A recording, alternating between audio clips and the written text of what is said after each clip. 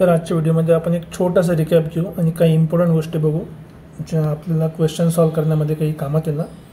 चला, उदाहरणार्थ सपोज हे आपली एक नंबर लाईन आहे. समजा ॲज्युम करा की ही आपली काय आहे, एक नंबर लाईन आहे. हे आपली एक नंबर लाईन. आता नंबर लाईनवर सगळे नंबर्स असतात, तर आपण फक्त इंटिजर्स लिहू. समजा इथे 0 आहे, इथे +1 आहे, 1 2 आहे, 3 आहे, 4 आहे. ते जर तुम्ही मागच्या साईडला आलं तर इथे -1 होईल, -2 होणार, -3 होईल आणि बाकीचे खूप सारे नंबर आहे. आता समजा इथे कुठला तरी एक व्यक्ती उभा आहे. ठीक आहे, असं ॲज्युम करा की इथे एक कुठला तरी व्यक्ती काय उभा आहे. ठीक आहे.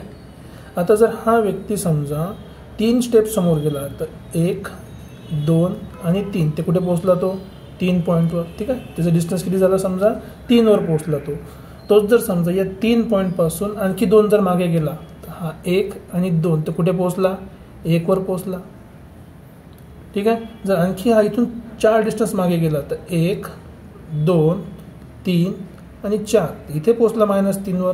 आणि या -3 तू जर एक डायरेक्शन समोर गेला तर इथे समोर आला, एक डायरेक्शन कुठे पोहोचला 2 वर.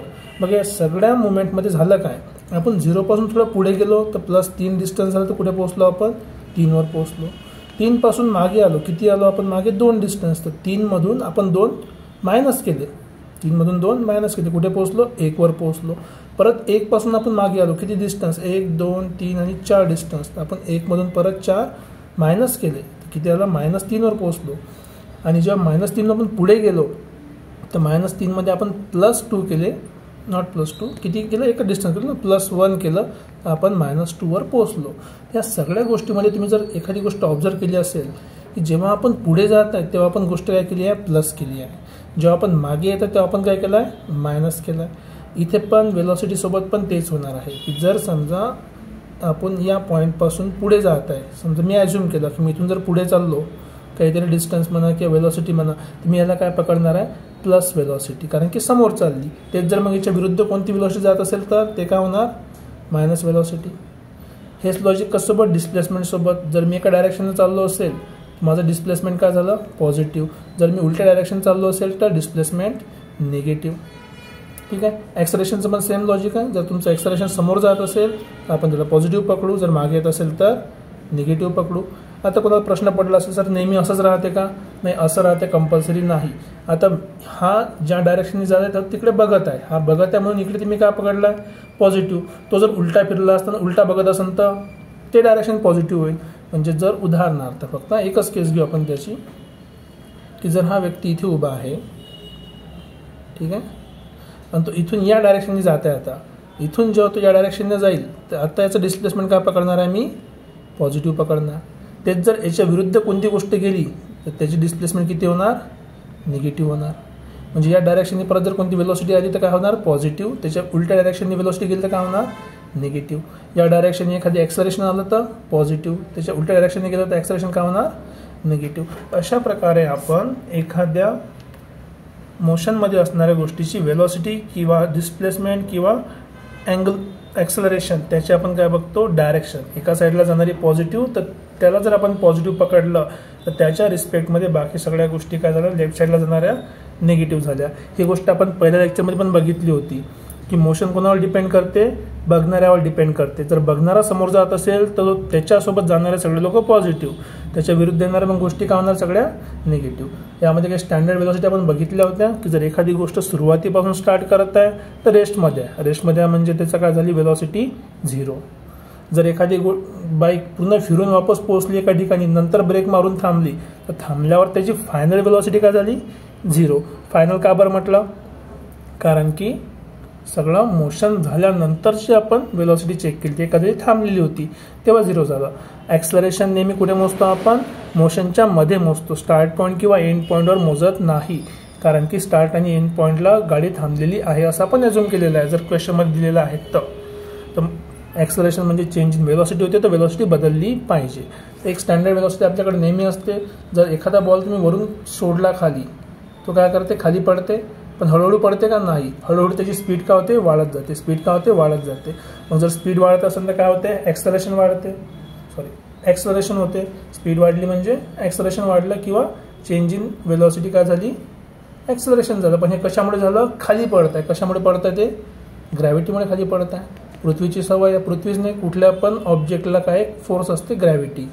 आणि आपण जो सगळ्यात जास्त एक्सपिरियन्स करतो तो आहे पृथ्वीचा ग्रॅव्हिटेशन फोर्स. तर जर कुठलाही ऑब्जेक्ट अर्थवर पडत असेल त्याच्यामध्ये कुठला फोर्स लागला? ग्रॅव्हिटीचा. आणि ग्रॅव्हिटीमुळे याची काय झाली? कंटिन्युअसली वेलॉसिटी चेंज झाली. म्हणजे हे ॲक्सेलरेशन कशामुळे झालं? ग्रॅव्हिटीमुळे. तर आपण याला म्हणतो ॲक्सेलरेशन ड्यू टू ग्रॅव्हिटी. याला काय म्हणतो आपण? Acceleration due to gravity. आता ग्रॅव्हिटीमुळे जर ॲक्सेलरेशन झालं आपण त्याला काय नाव देणार आहे? जी. कारण की ते ग्रॅव्हिटीमुळे स्टँडर्ड नोटेशन आहे, हे आपण यूज करायला पाहिजे. ठीक आहे. लास्ट 1-2 लेक्चरमध्ये आपण आणखी काही गोष्टी बघितल्या की जर आपली वेलॉसिटी, ठीक आहे, आता वेलॉसिटी पकडतो मी लिनियर मोशनसाठी. कुठली वेलॉसिटी आहे? Velocity for linear motion. ठीक आहे, फॉर लिनियर मोशन. आता लिनियर मोशनमध्ये जर तुमची वेलॉसिटी वाढत असेल, इन्क्रीज होत आहे, मग वेलॉसिटी वाढली म्हणजे ॲक्सेलरेशन काय होणार? वाढणार. वेलॉसिटी वाढली म्हणजे ॲक्सेलरेशन काय होणार? वाढणार. ॲक्सेलरेशन वाढलं म्हणजे काय राहणार आहे? ते फायनल मायनस इनिशियल. बघा फॉर्म्युला काय होता? वेलॉसिटी वाढली ना आपली, तर वेलॉसिटीचा फॉर्म्युला काय होता? Acceleration is equals to v minus u by t. आता या केसमध्ये हा v काय आहे? जास्त आहे. यू काय आहे? छोटा आहे. कारण की वेलॉसिटी वाढली ना, इनिशियलपेक्षा नंतरची वेलॉसिटी वाढली. ठीक आहे, 10 रुपयाचे 20 रुपये झाले म्हणजे नंतरची व्हॅल्यू वाढली. जर व्हॅल्यू वाढली तर मोठ्या नंबरमधून लहान नंबर सबट्रॅक्ट केलं तर काय भेटणार आहे? Positive value. म्हणजे ॲक्सेलरेशन काय आहे? पॉझिटिव्ह ॲक्सेलरेशन आहे. तेच जर समजा दुसऱ्या केसमध्ये जर तुमची वेलॉसिटी आता कमी होत चालली, समोर जाता जाता टाइम इंटरवलमध्ये वेलॉसिटी कमी झाली तर ॲक्सेलरेशन पण काय होणार? कमी होईल. म्हणजे हळूहळू गाडी काय होईल? स्लो होईल. मग फॉर्म्युला काय होता आपला? परत तोच v minus u by t. आता व्हॅल्यू काय झाली? कमी. आधी होती समजा आता 50, नंतर झाली 40. तर आता मोठी व्हॅल्यू कोणती झाली? मोठी आपली व्हॅल्यू झाली यू. आता यू मोठा झाला तर लहान नंबरमधून जर मोठा नंबर मायनस केला आपण तर आपल्याला काय व्हॅल्यू भेटते? निगेटिव्ह. याला आपण म्हणतो निगेटिव्ह ॲक्सेलरेशन. आणि जर समजा वेलॉसिटी जर कॉन्स्टंट असेल, वेलॉसिटी काय असेल? कॉन्स्टंट. आणि कॉन्स्टंट वेलॉसिटी कुठे असते? युनिफॉर्म मोशनमध्ये बघितलं आहे आपण.